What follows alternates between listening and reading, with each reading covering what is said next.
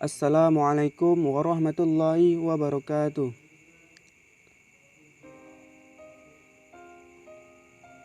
Perkenalkan, nama saya M. Rifki HR dengan NIM 170101212, kelas D.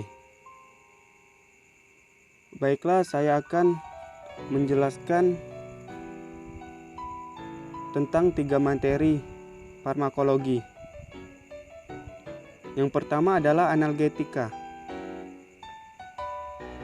Analgetik adalah senyawa yang mampu meringankan rasa nyeri melalui penghambatan respon terhadap stimulasi nyeri pada reseptor opiat. Sedangkan nyeri adalah perasaan yang tidak menyenangkan yang diakibatkan karena kerusakan jaringan, merupakan mekanisme perlindungan untuk memberi peringatan tentang adanya kerusakan jaringan atau penyakit. Merupakan bagian dari proses penyembuhan. Struktur pada sistem saraf pusat yang berperan dalam persepsi nyeri adalah talamus, hipotalamus, formasi retikular, sistem limbik, area occipital, and frontal dari korteks. Sistem yang berkaitan dengan pembentukan dan persepsi nyeri disebut nociceptif. Sejumlah neurotransmitter dan mediator kimiawi yang berperan dalam proses pembentukan nyeri adalah glutamat, senyawa P, bradikinin, histamin menghasilkan efek vasodilasi dan edema, norepinefrin, serotonin, prostaglandin, sitokin, dan interleukin dan bersirkulasi dan meningkatkan produksi prostaglandin di otak.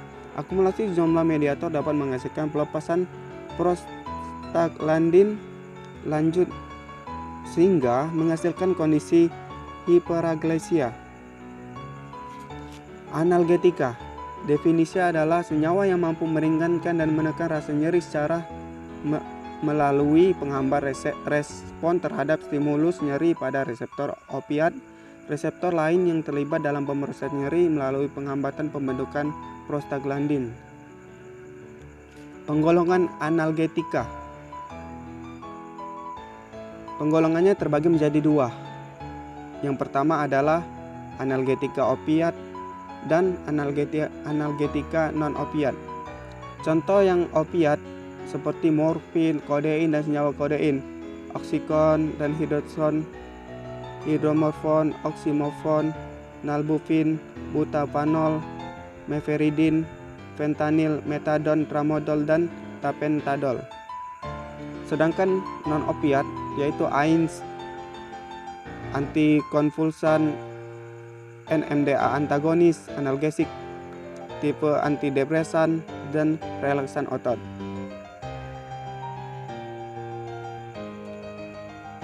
Analgetik opiat bekerja mengaktifasi reseptor opiat pada sistem saraf pusat untuk mengurangi rasa nyeri. Dikenal sebagai analgetik narkotika atau senyawa obat mirip morfin. Digunakan untuk meredakan nyeri berat, menimbulkan efek samping seperti perubahan mood, euforia, drowsiness, penenang, depresi pernapasan, penekan refleks batuk, hipotensi, ortostatik, mual dan muntah, dan penekanan fungsi saluran cerna. Pada pemakaian berulang, dapat timbul toleransi dan ketergantungan. Jika mengonsumsi obat opiat dan pada saat itu kita memutuskan untuk berhenti, maka akan muncul efek dihentikan secara tiba-tiba, yaitu nyeri dan irritabilitas, hiperventilasi, disporia dan depresi, tidak tenang dan insomnia, ketakutan dan hostility, peningkatan tekanan darah, diare, dilatasi pupil, hipertermia, lakmasi, pilek, ejakulasi spontan, menggigil. Ini adalah penggolongan analgetika opiat. Bisa kita lihat pada gambar di bawah ini. Yang pertama adalah morfin. Indikasi nyeri berat baik akut maupun kronis, nyeri yang disebabkan kondisi influx myocardium, MI, nyeri karena kanker nafas pendek karena kanker dan non-kanker, merupakan senyawa yang tinggi tingkat adikasinya. Efek sampingnya konstipasi, ketidakseimbangan hormon, depresan sistem saraf pusat, toksisitas, asfiksia dan kematian disebabkan karena depresi pernapasan berat. Overdosis morfin dapat diatasi dengan pemberian antagonis reseptor opiat. Absorpsinya umumnya dapat diabsorpsi dengan baik melalui saluran cerna. Absorpsi analgetik opiat dapat pula melalui dinding rektal, nasal, mukosa mulut, masa otot, serta dapat berpenetrasi melalui pemberian epidural interrektal saraf tulang belakang. Distribusinya kadar morfin yang terikat dengan protein plasma sekitar 1/3 atau 33%. Kadar di jaringan cenderung rendah setelah 24 jam diberikan. Metabolisme secara umum di metabolisme di hati, morfin mengalami konjugasi dengan asam glukurida menjadi morfin 6 glukuronida dan morfin 3 glukuronida. Morfin 6 glukuronida 2 kali lebih poten dibandingkan morfin. Pada pasien dengan gangguan ginjal, efek morfin berlangsung lebih lama disebabkan karena terakumulasinya morfin 6 glukuronida dalam darah. Ekskresi morfin 3 glukuronida dan morfin 6 glukuronida diekskresi melalui ginjal. Kontraindikasi morfin: depresi pernapasan, gagal ginjal, peningkatan tekanan intracranial, kolik biliar. Kodein memiliki potensi analgesik 1/10 dari morfin, senyawa opiat yang digunakan untuk meredakan nyeri ringan sampai sedang, batuk dan diare. Sering dikombinasikan dengan paracetamol untuk meningkatkan efek analgesiknya. Tidak tersedia sediaan untuk rute IV karena dapat memicu reaksi anafilaksis. Penggunaan kodein pada anak-anak tidak direkomendasikan. Efek samping dari kodein, drowsiness, konstipasi, dan efek yang paling sering muncul di antara efek samping senyawa opiat pada umumnya. Absorpsi efektif diabsorpsi melalui dinding saluran percerna menghasilkan potensi analgesik dan depresan pernapasan setara dengan 60% pemberian rute intravena. Distribusi memiliki afinitas yang rendah terhadap reseptor opioid yang menimbulkan efek analgesik. Diekskresi di ginjal. Tramadol merupakan analog kodein sintetik. Tramadol hanya digunakan untuk meredakan nyeri ringan sampai sedang dan tidak efektif untuk nyeri berat kronis. Memiliki potensi analgesik setara dengan kodein dan vetidin dan 1/10 potensi morfin. Sering digunakan untuk mengurangi nyeri saat melahirkan karena memiliki efek depresan pernapasan pada neonatus yang rendah. Mekanisme kerja: selain bertindak sebagai agonis reseptor opiat, juga berperan sebagai inhibitor pengambilan kembali serotonin dan neuropenin serta antagonis reseptor NMDA. Efek samping: mual, muntah, pusing, mulut kering, vertigo, konstipasi, dan drowsiness. Interaksi obat kombinasi dengan amfetamin menyebabkan toksisitas yang berkaitan dengan epinefrin. Absorpsinya diabsorpsi melalui dinding saluran pencernaan. Distribusi tramadol memiliki afinitas yang rendah terhadap reseptor opioid yang menimbulkan efek analgesik, namun metabolik aktifnya desmetil tramadol memiliki afinitas 2 kali lebih besar. Metabolisme di metabolisme di hati oleh enzim CYP2D6. Ekskresi utama lewat ginjal. Sediaan yang beredar di pasaran adalah ultrasol dan trazodone.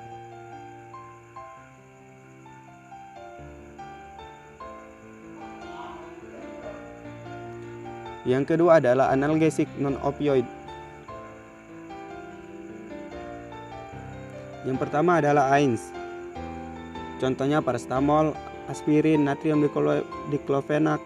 Contoh yang di pasarannya adalah Voltaren dan Deflamat, Kortelak, Etadolac, Kalecoxib. Mekanisme kerja: menurunkan aktivitas enzim sikloorganisme, menurunkan sintesa prostaglandin di jaringan perifer dan sistem saraf pusat, menurunkan sensitivitas ujung saraf dan transmisi nociceptis pada sistem saraf pusat. Indikasi penggunaan: sakit kepala, sakit gigi, nyeri punggung, pegal-pegal, keseleo, nyeri sendi, dysmenorrhea. Contoh yang pertama adalah paracetamol, memiliki efek analgesik dan antipiretik, digunakan untuk meredakan nyeri ringan sampai sedang, demam. Analgesik perifer yang direkomendasikan untuk pasien hamil dan menyusui. Efek maksimal timbul 2 jam setelah pemberian per oral dan memiliki durasi kerja 4 jam. Penggunaan jangka panjang dan dosis tinggi menyebabkan kerusakan hati dan ginjal. Mekanisme kerja: menghambat biosintesa prostaglandin melalui inhibisi COX di sistem saraf pusat, bukan di perifer, serta menghambat proses regulasi panas di hipotalamus. Absorpsi baik melalui sejumlah rute perolar, rektal, metabolisme melalui hati, dan sebagian besar diubah menjadi metabolit inaktif dan sebagian kecil menjadi metabolit antara yang bersifat hepatotoksik. Sekitar 85-90% diekspresi melalui ginjal. Asam asetilsilisilat atau aspirin contohnya memiliki efek analgetik, antipiretik, antiinflamasi, dan antipelet. Digunakan untuk mengobati demam, meredakan nyeri akut, serta inflamasi pada dosis kecil, dapat mencegah jantung. Mekanisme kerja menghambat secara irreversibel enzim COX. Absorpsi baik melalui cerna, terdistribusi luas di bagian jaringan, demetabolisme melalui hati. Tidak boleh digunakan pada anak-anak yang mengalami demam disebabkan infeksi virus karena dapat mencetus Reye syndrome. Kedua adalah analgesik tipe antikonvulsan, contohnya carbamazepine, gabapentin, pregabalin. Mekanisme kerja berhubungan dengan penghambat influx ion kalsium dan pelepasan neurotransmitter eksitasi pada jalur pembentukan nyeri pada spinal dan supraspinal, menurunkan eksisibilitas serta saraf perifer yang teriritasi dan yang mengalami cedera. Indikasi neuralgia trigeminal, neuralgia pasca herpes, neuropati, dan diabetes. Yang ketiga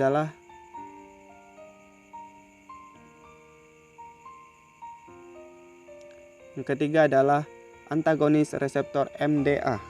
Contohnya ketamin, memantin, dekrometrofan, amantadin, ion magnesium. Mekanisme kerja menghambat reseptor NMDA yang berperan meningkatkan intensitas nyeri, pembentukan nyeri neuropati, dan nyeri yang resisten terhadap opiat, memodulasi proses sensor nyeri di saraf pusat. Indikasinya nyeri kronis terkait kanker, nyeri pasca operasi. Yang keempat adalah antidepresan. Antidepresan trisiklit, contohnya amitriptilin, nortriptilin. Inhibitor pengambilan kembali serotonin dan neuropenin, contohnya duloxetin dan venlafaxine. Mekanisme kerja menghambat proses pengambilan kembali serotonin dan neuropenin sehingga meningkatkan kadar keduanya di saraf tulang belakang. Aktivitas reseptor alfa anergik pada pasca sinap menyebabkan penekanan rasa nyeri. Indikasinya nyeri akut pasca bedah, nyeri neuropati, nyeri visceral, dan neuropatik terkait kanker. Yang terakhir adalah tipe relaksan otot, contohnya siklobenzapin dan metasalon. Mekanisme kerja menghambat proses pengalian kembali neuropinefrin di locus coeruleus yang menyebabkan peningkatan kadar neuropinefrin pasca sinap dan merelaksasi otot rangka. Indikasi nyeri otot rangka, fibromialgia, nyeri pinggang akut dan kronis. Yang kedua adalah anti-Parkinson. Parkinson adalah penyakit yang disebabkan karena berkurangnya neuron dopaminergik di area substantia nigra yang berperan dalam mengontrol motorik ekstrapiramidal sehingga menyebabkan timbulnya sejumlah gejala khas seperti bradykinesia, kekakuan otot, tremor yang menetap, gangguan keseimbangan pada postur tubuh, muka topeng, hipersalivasi.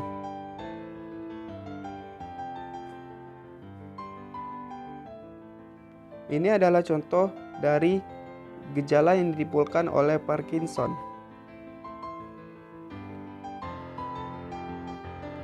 Gejala Parkinsonisme juga dapat timbul pada kondisi stroke, keracunan senyawa antagonis dopamin, penggunaan antipsikotik seperti haloperidol, tozrazin, penggunaan antiemetik seperti proxolparizin, metoclopramide. Dopamin berperan penting dalam perilaku yang berkaitan dengan fungsi eksekusi motivasi dan penghargaan, kontrol motorik tubuh atau pergerakan, kontrol pelepasan sejumlah hormon. Senyawa-senyawa obat anti Parkinson Yang pertama adalah levodopa. Yang kedua adalah agonis reseptor dopamin. Contohnya seperti bromokriptin, ropinirol, pramipexole. Yang ketiga adalah inhibitor COMT. Contohnya adalah entacapone, tolcapone. Yang keempat adalah inhibitor MAO. Contohnya selegelin. Yang kelima adalah amantadin. Yang keenam adalah antimuskarinik. Contohnya trihexylpenidil, biperidin, triperidin.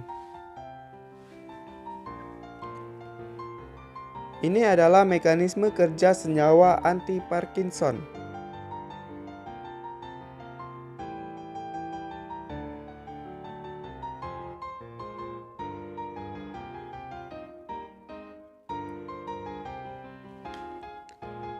Yang pertama adalah levodopa. Obat pilihan paling utama untuk mengobati Parkinson. Prekursor dopamin yang akan mengalami dekarboksilasi menjadi dopamin. Levodopa mampu melewati sawar darah otak sedangkan dopamin tidak. Levodopa dikombinasikan dengan carbidopa, inhibitor dopa dekarboksilase. Absorpsi. Levodopa diabsorpsi melalui saluran cerna seperti sistem transport asam amino. Adanya makanan kaya protein dapat memperlambat penyerapan levodopa. Kadar levodopa di sirkulasi sistemik dan mencapai otak rendah, kurang dari 1%. Levodopa mudah mengalami dekarboksilasi pada saluran pencernaan sehingga kadar dopamin yang mencapai otak rendah diatasi dengan pemberian inhibitor dekarboksilase. Levodopa diekskresi melalui ginjal antara 70-80%.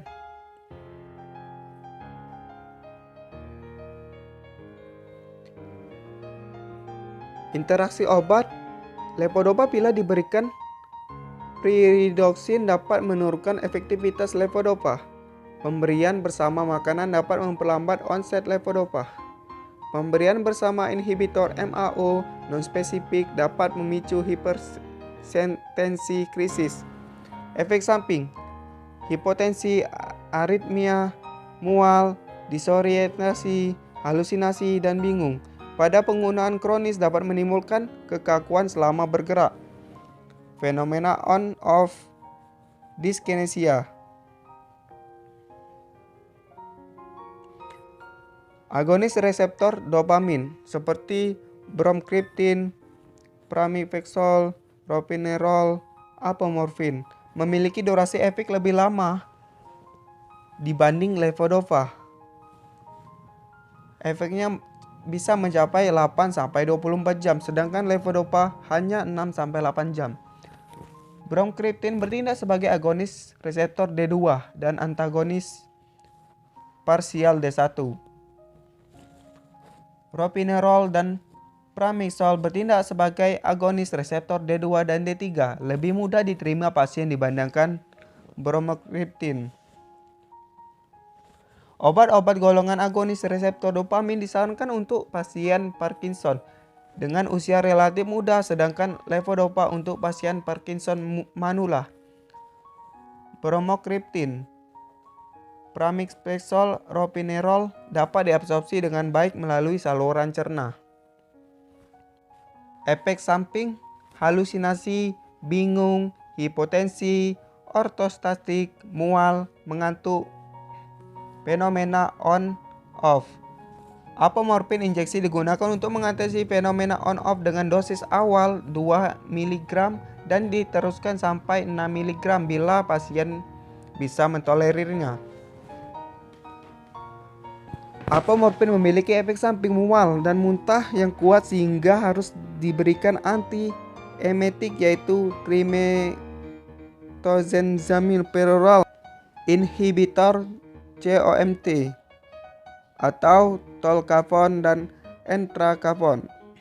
Bekerja menghambat penguraian dopamin oleh COMT, katrol ortometil transferase, menjadi metabolit non-aktif di sistem saraf pusat dan perifer. Umumnya digunakan bersama levodopa, carbidopa untuk memaksimalkan kerja levodopa. Entrecavon tidak bersifat hepatotoksik. Inhibitor MAO-B menghambat secara selektif enzim penguraian dopamin di sistem saraf pusat dan melindungi dopamin dari penguraian intraneuron, tidak menimbulkan hipertensi krisis. Digunakan untuk terapi tambahan apabila efek levodopa mengalami toleransi. Antimuskarinik seperti biperidin, trihexyphenidyl, triperidin, senyawa sintetis yang bekerja memblok reseptor muskarinik di sistem saraf pusat sehingga mampu mengurangi ketidakseimbangan aktivitas dopaminergik. Efek terapi mengurangi tremor, kekakuan otot, dan hipersalivasi. Efek samping yang ditimbulkan mulut kering, pandangan kabur, konstipasi, retensi urin, glukoma, halusinasi, penurun daya ingat, dan psikosis.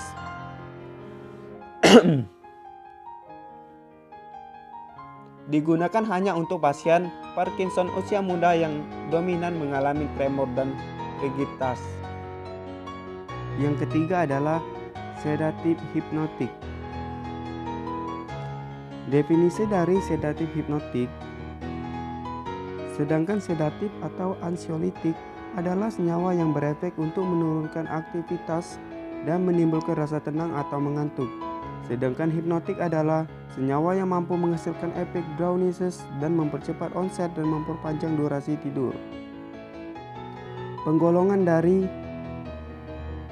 sedatif hipnotik terbagi menjadi dua. Yang pertama barbiturat dan yang kedua adalah non-barbiturat. Sedangkan barbiturat yaitu ada penolbarbital, pentobarbital, secobarbital, amobarbital, dan allobarbital.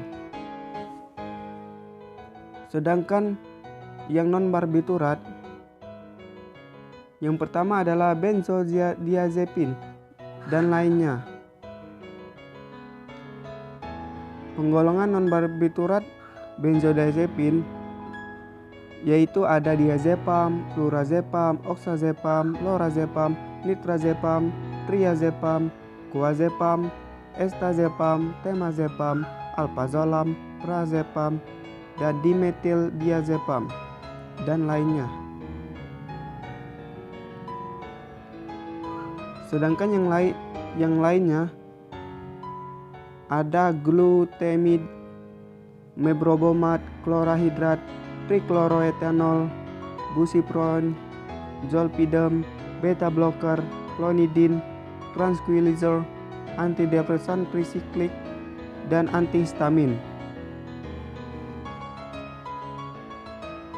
Mekanisme kerja meningkatkan kapasitas pengikat neurotransmitter GABA pada reseptornya, meningkatkan aktivitas inhibisi syaraf pusat, mengaktifasi reseptor melatonin MT1 dan MT2 di hipotalamus hingga memperpendek onset tidur. Adanya hubungan yang linear antara dosis dengan timbulnya berbagai efek inhibisi syaraf pusat. Makin besar dosis, makin besar pula efek inhibisi. Efek inhibisi syaraf pusat. Yang pertama adalah sedatif atau ansiolitik, muncul pada dosis efektif terendah. Yang kedua adalah hipnotik, muncul pada dosis tertinggi. Yang ketiga anestesi, muncul pada dosis lebih tinggi. Yang keempat antikonvulsan. Yang kelima relaksan otot. Penggunaan klinis, manajemen insomnia, menenangkan dan menghasilkan efek amnesia untuk ketika para prosedur operasi, meredakan kecemasan, pengobatan epilepsi dan gangguan kejang lainnya, anestesi umum, mengontrol kondisi putus alkohol, relaksasi otot untuk penyakit saraf otot.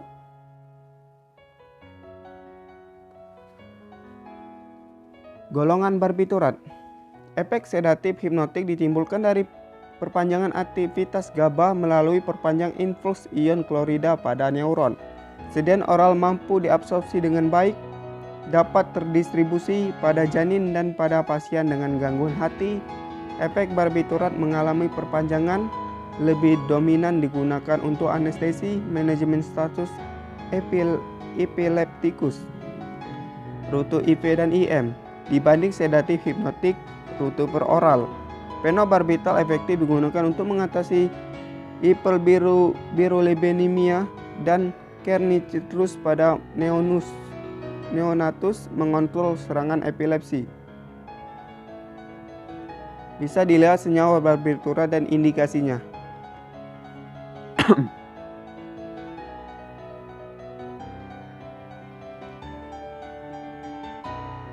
Profil farmakonika barbiturat mampu diabsorpsi dengan baik dan cepat melalui saluran cerna saat perut kosong untuk penggunaan sebagai hipnotik sedatif.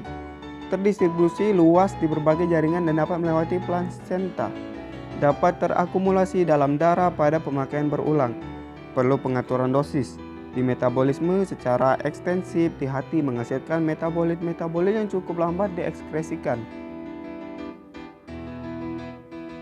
Efek samping barbiturat menghasilkan efek residual, depresi sistem saraf pusat, gangguan mood, psikomotor, vertigo, mual, muntah, diare, kegirangan, atau idiosinkrasi.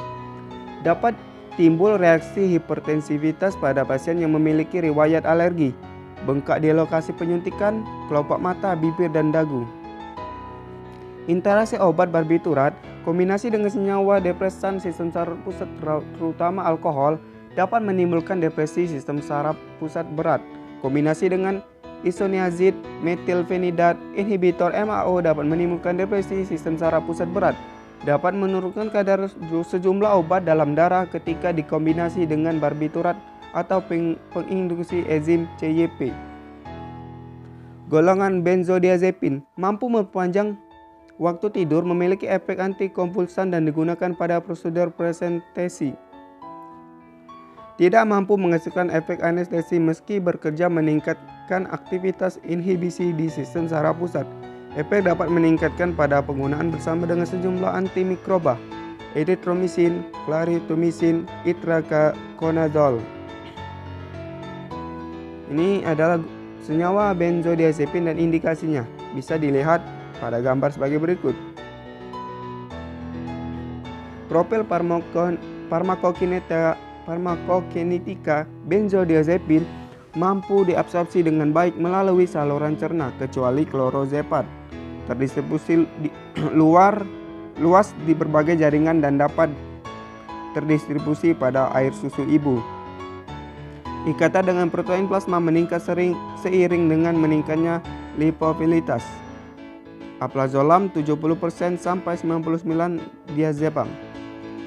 Di metabolisme secara ekstensif di hati menghasilkan metabolit-metabolit yang cukup lambat diekskresikan bersifat aktif.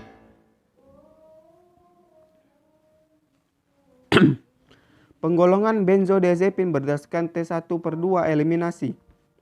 Benzodiazepin kerja pendek atau short acting, contohnya triazolam, zolpidem, zopiclone. Yang kedua, benzodiazepin kerja menengah atau intermediate acting, contohnya estazolam, tamezepam. Yang ketiga adalah benzodiazepin kerja panjang atau long acting, contohnya fluozepam, diazepam, quazepam. Untuk jenis benzodiazepin yang digunakan untuk mengatasi gangguan kecemasan. Efek samping, letih, gangguan psikomotor, atau termasuk gangguan mengemudi, sakit kepala, pandangan kabur, vertigo, mual muntah, dan diare. Efek toksiknya, penekanan fungsi kardiovaskular berat, penekanan fungsi pernapasan berat jarang terjadi. Efek toksik ini jarang terjadi. Jika terjadi overdosis pada penggunaan benzodiazepin bisa diatasi dengan flumazenil atau antagonis benzodiazepin. Munculnya ketergantungan atau penyalahgunaan pada penggunaan kronik benzodiazepin.